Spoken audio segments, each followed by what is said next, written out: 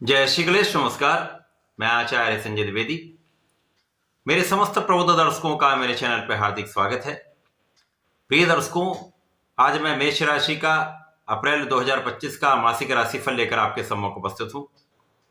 अप्रैल माह में जो ग्रहों की स्थितियां बन रही हैं, जो ग्रहों के परिवर्तन होंगे, इस माह में आपको कितना लाभ देने जा रहे हैं, जो स्थितियां बनेंगी उनसे आप कितना लाभ ले पाएंगे, अथवा कहीं पर कोई समस्या या अवरोध है तो उसका क्या निराकरण है, संपूर्ण विश्लेषण मैं पूर्ण तर्क के साथ करने जा रहा हूं। प्रिय दर्शकों, इस राशिफल को आप अपने लग्न तथा राशि दोनों के अनुसार देख सकते हैं। 1 अप्रैल को जो ग्रहों की स्थितियां हैं वो इस प्रकार होंगी। द्वितीय भाव में गुरुदेव के साथ चंद्रमा का गोचर चल रहा होगा। तृतीय भाव में मंगल होंगे। आपके षष्ठम भाव में केतु का गोचर चल रहा होगा। आपके 12वें भाव में, द्वादश भाव में 5 ग्रह गोचर करना प्रारंभ कर चुके होंगे। यहाँ पर राहु, सूर्य, शुक्र, बुध तथा शनि का भी गोचर आरंभ हो चुका होगा। इस प्रकार से 12वें भाव में 5 ग्रहों का पंचग्रही योग बनेगा। इस माह में जो स्थितियां दिख रही हैं वो अत्यंत विशेष होने वाली है। इसी प्रकार से इस माह में पहला परिवर्तन मंगल का है, जब मंगल 4 अप्रैल को अपनी राशि का परिवर्तन करके अपनी नीच राशि कर्क राशि में प्रवेश कर जाएंगे। 13 अप्रैल को देर रात्रि काल में सूर्यदेव का राशि परिवर्तन अपनी उच्च राशि में हो जाएगा, जहां पर ये महाबलवान हो जाएंगे। लग्न में इनका गोचर आरंभ होगा। 14 अप्रैल को शुक्र, जो वर्तमान समय वक्री अवस्था में है, मार्गी हो जाएंगे। 7 अप्रैल को बुध, जो वक्री चल रहे हैं, वो मार्गी हो जाएंगे। तो ये संपूर्ण ग्रह स्थितियां इस माह के लिए बन रही हैं। यदि हम लग्नेश की स्थिति को देखें तो मंगल पराक्रम के भाव में 4 अप्रैल तक रहेंगे। उसके पश्चात ये चतुर्थ भाव में, जो सुख संपदा, भूमि, भवन, वाहन का भाव है, वहां पर पहुंचेंगे, परंतु यहां पर ये नीच राशि में हो। प्रारंभिक समय से ही गुरुदेव और चंद्रमा का महाबलवान गज केसरी योग आपके धन भाव में बना हुआ होगा, जिसके कारण प्रारंभ से ही धन का तो एक बड़ा लाभ आपको प्राप्त होगा। इस माह में जो ग्रहों की स्थितियां बन रही हैं उसके कारण आपको कुछ 5 बड़े लाभ यहां पर प्राप्त हो सकते हैं। तो 2 स्थानों पर आपको विशेष रूप से सावधान रहना होगा। पहला तो इस माह में आपके लिए धन की स्थिति अच्छी रहने वाली है, क्योंकि धन भाव में गुरुदेव बृहस्पति का गोचर चल रहा है। गुरुदेव बृहस्पति भाग्य के स्वामी होकर धन भाव में गोचर कर रहे हैं। इसी प्रकार से ये द्वादश के भी स्वामी, जहां पर पंचग्रही योग बना हुआ है। तो इस माह में निश्चित रूप से धन के मार्ग प्रशस्त होंगे। प्रारंभिक समय से ही एक अच्छा धन लाभ आपको प्राप्त होगा। यहां पर आपकी संपूर्ण सुरक्षा भी होगी, आपके आयु की भी रक्षा होगी। इस समय आपके शत्रुओं का भी पराभव होगा। इसी प्रकार से 4 अप्रैल तक मंगल पराक्रम के भाव में ही है, जिसके मंगल स्वयं कारक हैं। यहां पर आपके परिश्रम को भी बढ़ाएंगे, भाग्य का साथ आपको प्राप्त होगा। यहां पर आपके कार्य क्षेत्र में उन्नति होगी। परंतु जब मंगल नीच के राशि में पहुंचेंगे तो यहां से आपको सावधान भी रहना होगा, क्योंकि चतुर्थ भाव सुख संपदा, भूमि, भवन, वाहन का भाव है। अब ये मंगल भूमि पुत्र हैं, परंतु ये नीच राशि है। यहां पर इनका नीच भंग भी नहीं, जहां पर आपको अति सावधान भी रहना होगा। तो यहां पर किसी भी प्रकार के विवाद से आपको बचना होगा, क्योंकि चतुर्थ के स्वामी चंद्रमा है, जो नित्य परिवर्तन करते हैं। यहां पर यदि जरा सा भी असावधानी हुई तो विवाद बढ़ जाता है। तो इस माह में आपको अपने क्रोध पर, अपनी वाणी पर पूर्ण नियंत्रण रखना चाहिए और रखना होगा। लोगों के बीच में विशेष रूप से आपको बहुत सावधान रहकर चलना होगा। आपका कोई भी कार्यकलाप ऐसा ना हो जिससे लोगों को कोई समस्या हो तथा आपके लिए अपयश का योग बन जाए। इस समय में शनि का परिवर्तन द्वादश भाव में हो चुका, जो कर्मेश और लाभेश होकर गोचर कर रहे हैं। बुध यहां पर पराक्रमेश तथा षष्ठेश होकर गोचर करेंगे, जहां पर ये विपरीत राजयोग में होंगे, नीच राशि में होकर नीच भंग में होंगे। यद्यपि कुछ निर्बल होंगे, परंतु कुछ विशेष लाभ भी यहां पर प्राप्त होगा। शुक्राचार्य को 12वें भाव में कार्यकत्व प्राप्त होता है। तो यहां पर ये उच्च राशि में होकर बलवान होंगे।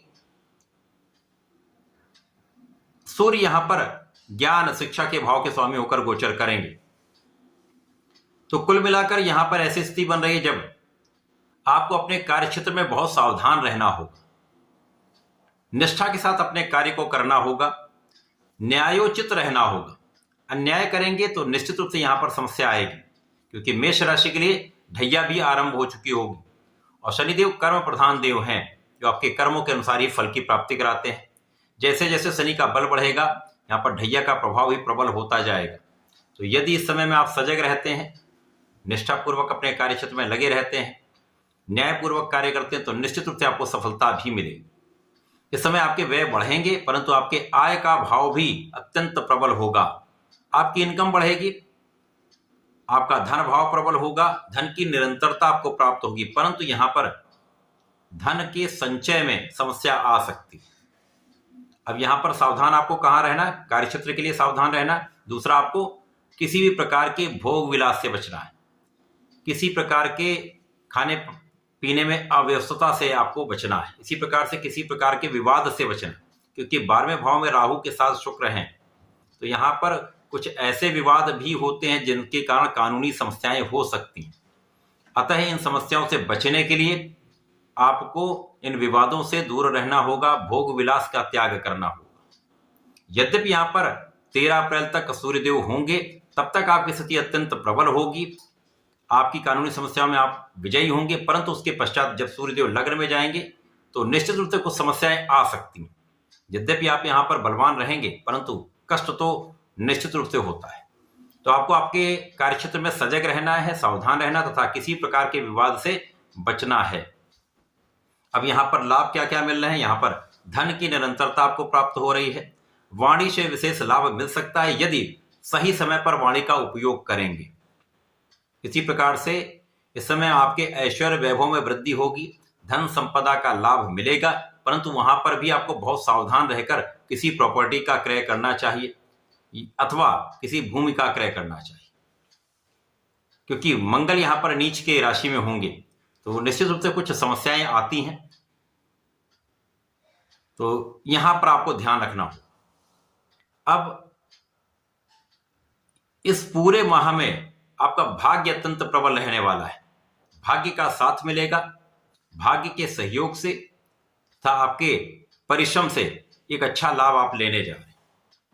आप धार्मिक रहेंगे, धर्म कर्म के कार्यों में आपका मन भी लगेगा, जिसके कारण आपको संतुष्टि भी मिलेगी तथा आप अपने क्षेत्र में एक अच्छा कार्य करने वाले।